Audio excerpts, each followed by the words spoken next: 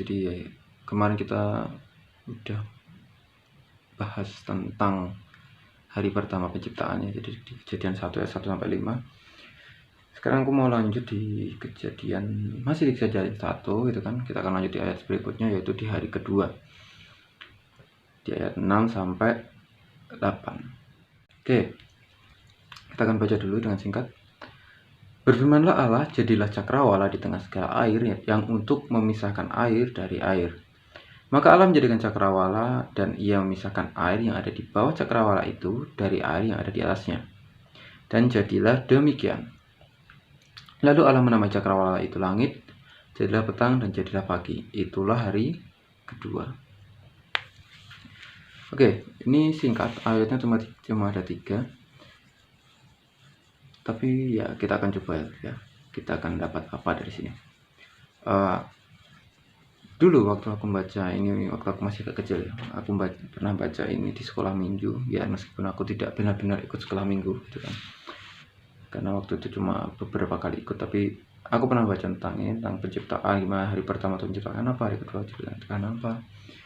Nah di hari yang kedua ini aku dulu membayanginya ya, karena aku mungkin karena masih kecil ya, aku membayanginya bahwa memisahkan air yang ada di bawah dengan yang ada yang di langit itu ya, air yang ada di bawah ini yang menjadi laut dengan air yang naik. Dan aku kebayangnya karena itu sama-sama biru ya, waktu kecil kita bayangin air itu warnanya biru gitu. Seakan-akan aku bayangin bahwa air yang ada di atas itu menjadi langit, the blue sky gitu kan, yang bawah jadi laut yang biru juga. Tapi seiring berjalannya waktu, seiring kita bertumbuh, kita menyadari bahwa langit dan air itu sesuatu yang berbeda. Warna biru yang sering kali dilihat kita di air itu adalah warna dari pantulan langit ke air, ya kan? Air sendiri itu tidak memiliki warna, dan laut pun begitu gitu kan. Laut yang begitu luas yang sering kali kalau kita gambarkan tuh warnanya biru juga gitu kan, sebenarnya kan itu memantulkan langit, warna langit.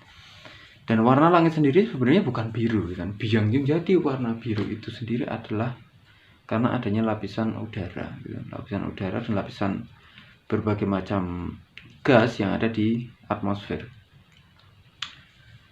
Bahkan kadang bisa jadi merah juga gitu kan, kalau terlalu banyak polusi gitu kan. Tapi intinya bukan di situ ya. Intinya bahwa sebenarnya konsep yang diceritakan Tuhan di sini tentang memisahkan air dari air ini bukan dalam tanda kutip ya, bukan semata-mata memisahkan air yang ada di bawah dengan air yang ada di atas. Aku dulu waktu kecil aku bayangnya gini, ini air yang ada di bawah gitu kan, Tuhan pisahin ya, air cuma yang di bawah yang di atas gitu. Terus yang di atas jadi langit, warnanya biru tuh. Karena ya itu tadi, kita bayang waktu kecil tuh air warnanya biru. Tapi kalau kita lihat dari sini ya, apalagi dengan waktu kita, dengan pemikiran orang yang dewasa ya, yang sudah istilahnya sudah mengerti tentang hal-hal sepele seperti ini, harusnya kita menyadari bahwa konsepnya bukan gitu.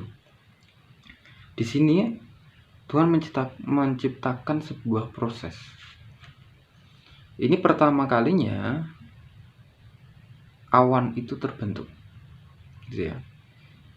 Kalau kita belajar tentang ilmu pengetahuan alam ya, cuma waktu masa sekolah gitu kan. Kalau sekarang mungkin udah jarang yang belajar, tapi kalau waktu masih usia sekolah kan kita sering belajar tentang bagaimana hujan itu terbentuk.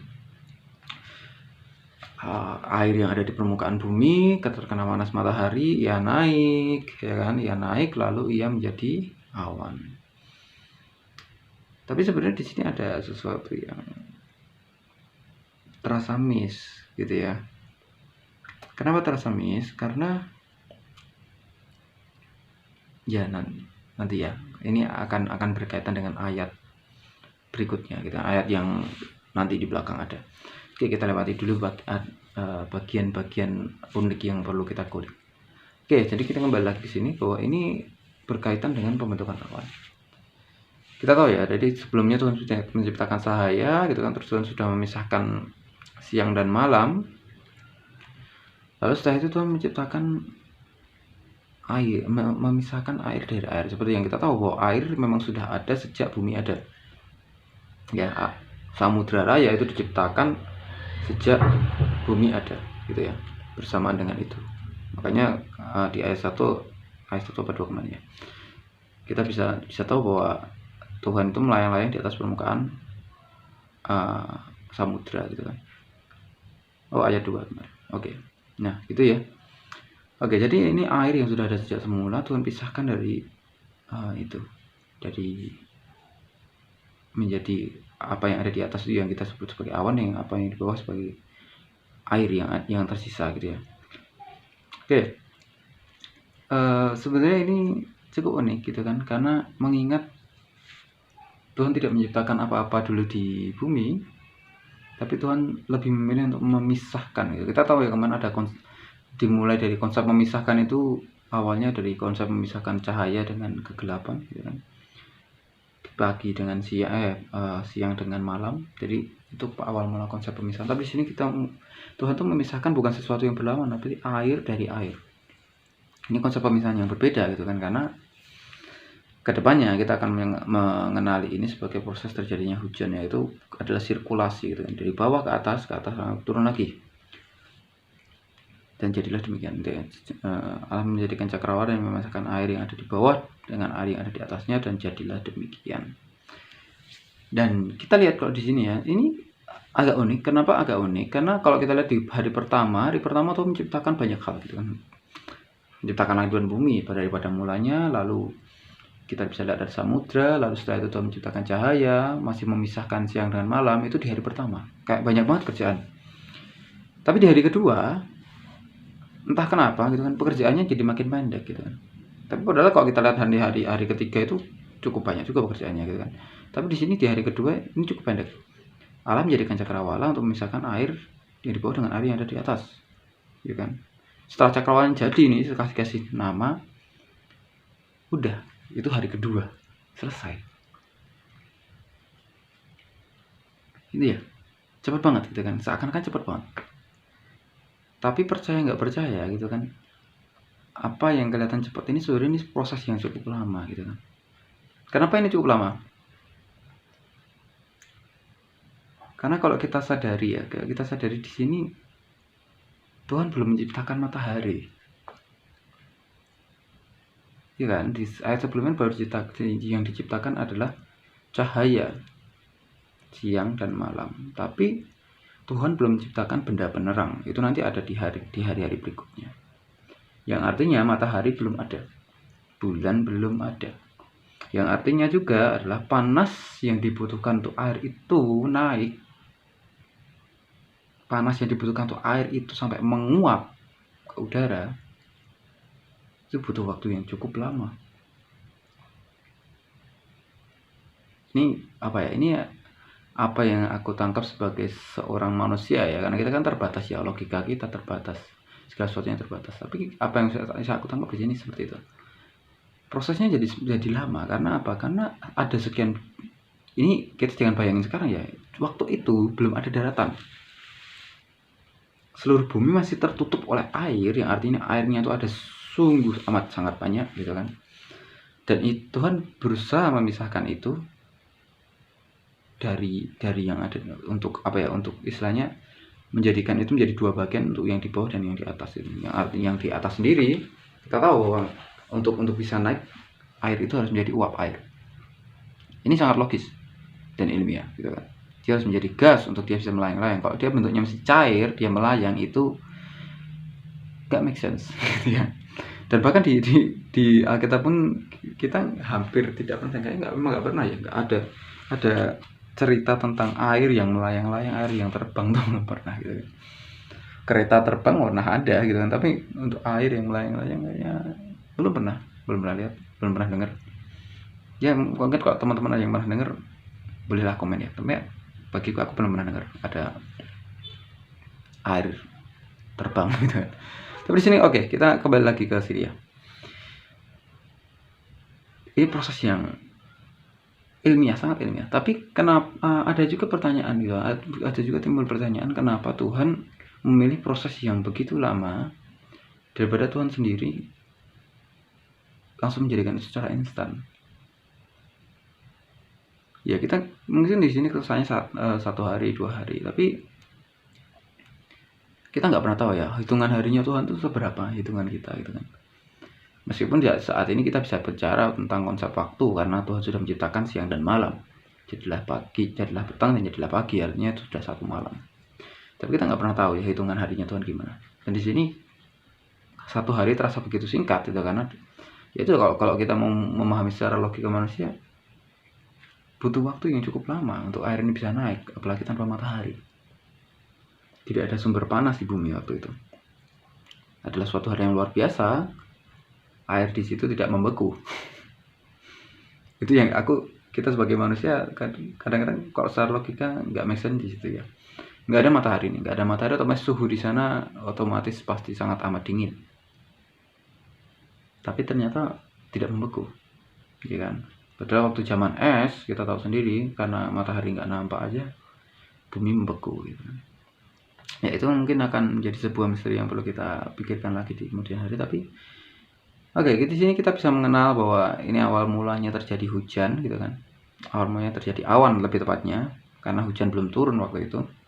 Dan memang belum dibutuhkan karena bumi masih penuh air, jadi yang dibutuhkan adalah mengurangi intensitas air di bumi. Kenapa demikian? Kenapa air yang ada di bumi perlu dikurangi? Karena kalau tidak kita semua lahirnya jadi manusia duyung, ya kan? Iya, kagak ada tanahnya soalnya. Jadi sebenarnya Tuhan sudah mempersiapkan sebuah tempat supaya keragaman makhluk hidup yang ada di bumi ini lengkap. Ya, sebuah tempat di mana ciptaannya yang kedepannya itu bisa hidup dalam habitatnya masing-masing. Aku pribadi percaya bahwa Tuhan itu sudah merencanakan segalanya dari awal sampai akhir.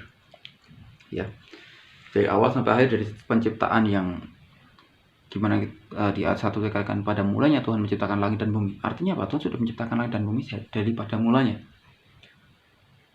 Dan diceritakan sini bukan proses membentukkan langit dan bumi ya, tapi proses membutuhkan atau proses persiapan bumi ini untuk ditinggali oleh makhluk ciptaan Tuhan.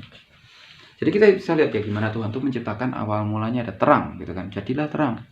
Kenapa? Karena Tuhan menyadari bahwa makhluk hidup apa yang akan ia ciptakan itu membutuhkan cahaya.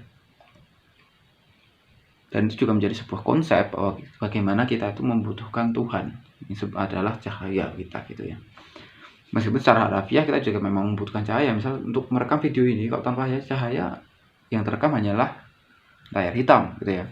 Tapi karena ada cahaya kita juga bisa melihat objek yang ada, melihat subjek yang ada. Dan waktu di sini di hari kedua Tuhan menciptakan cakrawala gitu, cakrawala untuk misalkan air yang ada di bawah dengan air yang ada di langit. Dan ini sebenarnya tujuannya yaitu untuk mempersiapkan bahwa bumi ini supaya nggak isinya cuma air aja. Kalau kita lihat ya di hari berikutnya Tuhan akan menciptakan hal lain ya. Salah satunya adalah Tuhan mengumpulkan air dan menjadikan daratan. Kenapa bisa jadi daratan? Ya karena airnya sudah berkurang gitu. Sebagian sudah naik. Ya ini sesuatu yang harusnya sangat mudah untuk dipahami. Sebagian sudah naik, sudah menjadi awan. Yang artinya air yang ada di bawah itu sudah berkurang. Nah kita bisa bayangin ya, seberapa banyak air yang Tuhan izinkan naik, Tuhan naikkan ke atas awan supaya yang ada di bumi ini kelihatan daratannya. Ya kebayang ya, berapa ton air yang Tuhan naikkan ke atas awan gitu kan, supaya bumi ini menjadi daratan. Itu adalah sesuatu pertanyaan yang menurutku ya nggak perlu dijawab ya, tapi kita bisa lihat betapa perhatiannya Tuhan dengan setiap detail waktu Tuhan untuk mempersiapkan kehidupan bagi ciptaannya gitu ya. Itu yang aku tangkap dari poin yang dari hari kedua ini gitu kan. Jadi intinya adalah Tuhan itu sudah mempersiapkan kehidupan kita sedetil itu, bahkan sebelum kita jadikan gitu. Jadi I think ada sesuatu hal yang tidak perlu bagi kita untuk kita mengkhawatirkan hal-hal yang di luar jangkauan tangan kita gitu ya. Percaya aja kan Tuhan pasti akan memberikan yang terbaik. Bahkan jauh sebelum kita ada Tuhan sudah melakukan itu. Gitu ya.